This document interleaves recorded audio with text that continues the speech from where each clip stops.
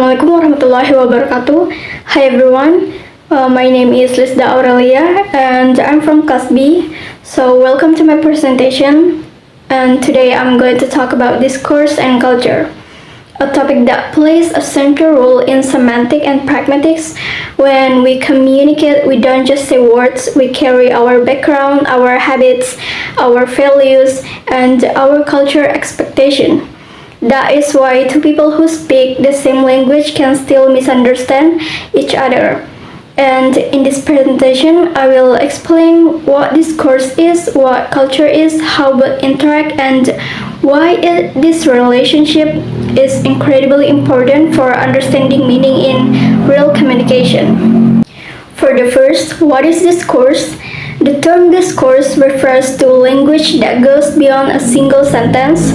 Instead of analyzing grammar or vocabulary in isolation, discourse focuses on connect language that form paragraphs, conversation, stories, and speeches, and any large communicative event. And elements of discourse analysis. Discourse analysis is concerned with, for the first, cohesion, grammatical and lexical links between sentence, and the next is coherence, how ideas fit logically, and context, participants, purpose, setting, and background and knowledge. Then pragmatic meaning, implication, presupposition, speaker intentions. Then interactional patterns like turn talking, interruption, repairs, and pauses. And then topic development. Then power relation and politeness strategies.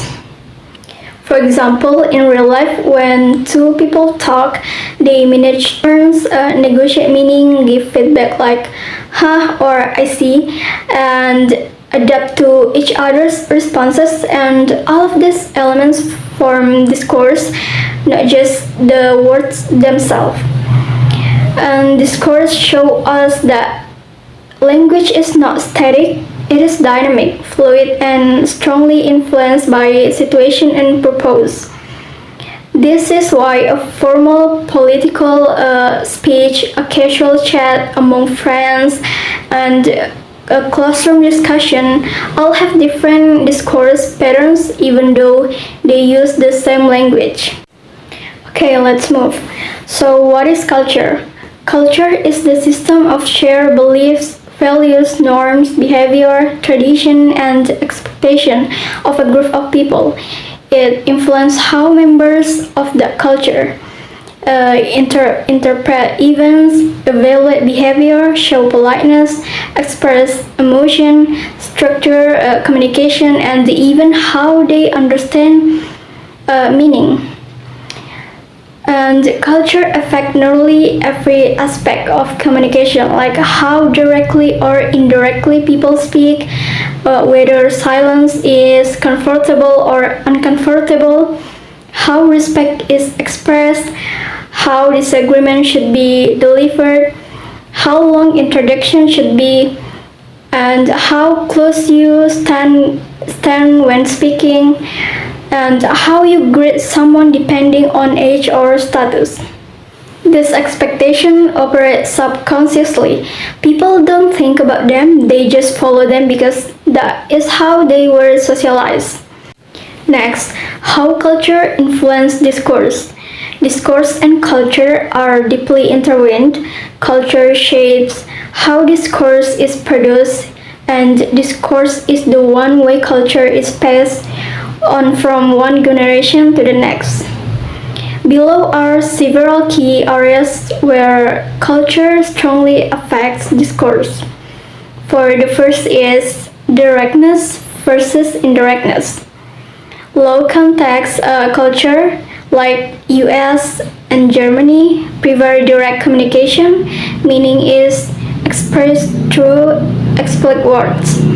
High context culture like Indonesian and Japanese use much more indirect communication, meaning is often implied, softened, or expressed through context.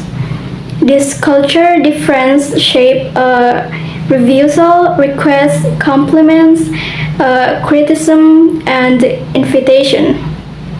Next, politeness expectation.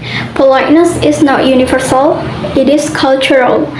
Indonesian politeness often includes souvenirs, honorifics, extended greetings, apology expression before speaking, and indirect refusal.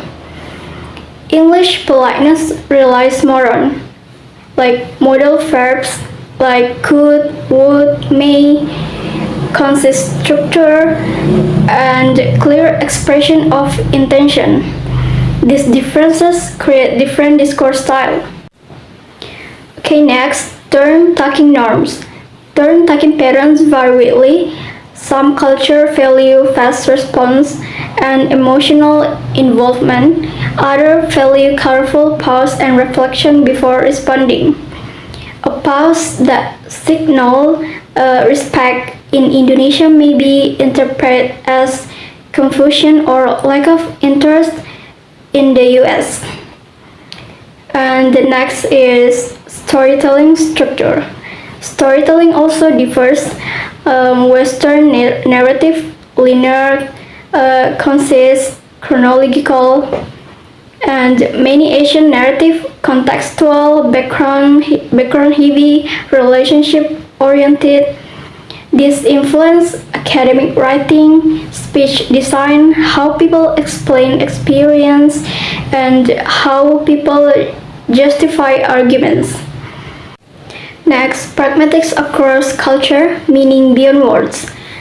Culture shapes what is considered rude, polite, humorous, appropriate, too much, too direct, too emotional, and too formal.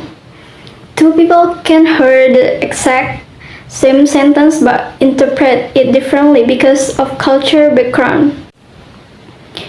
The next is extended real life example.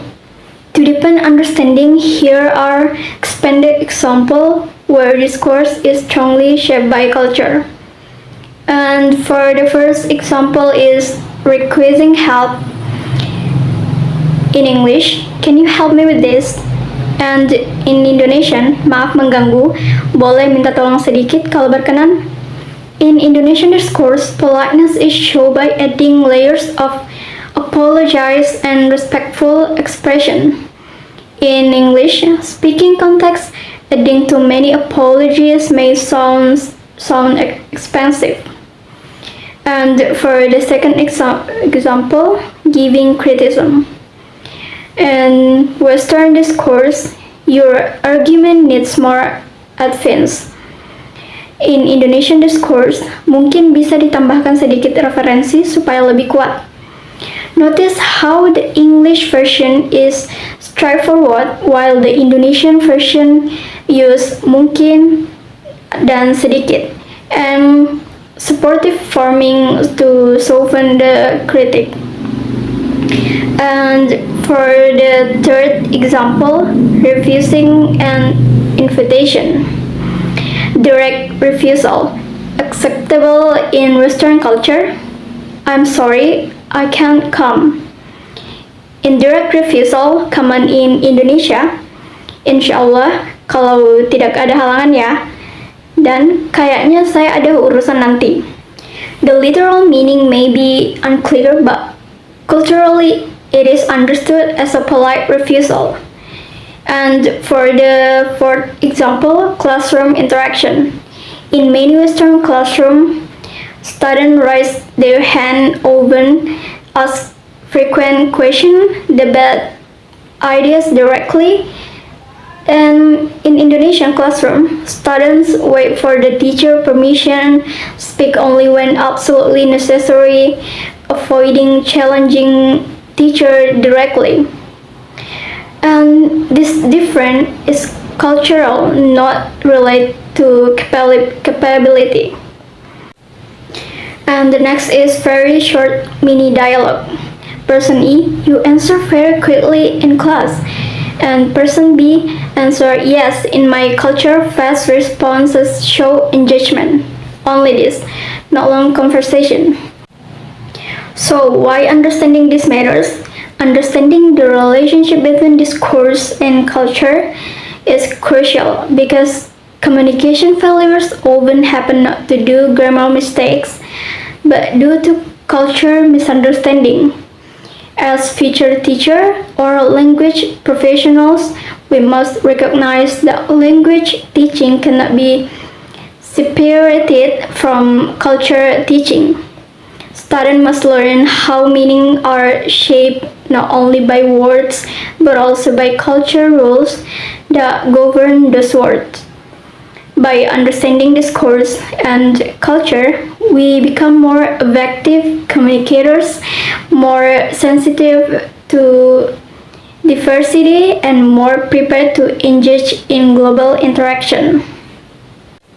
So, in conclusion, discourse and culture are inseparable elements that work together to shape the way people communicate, interpret meaning, and interact socially.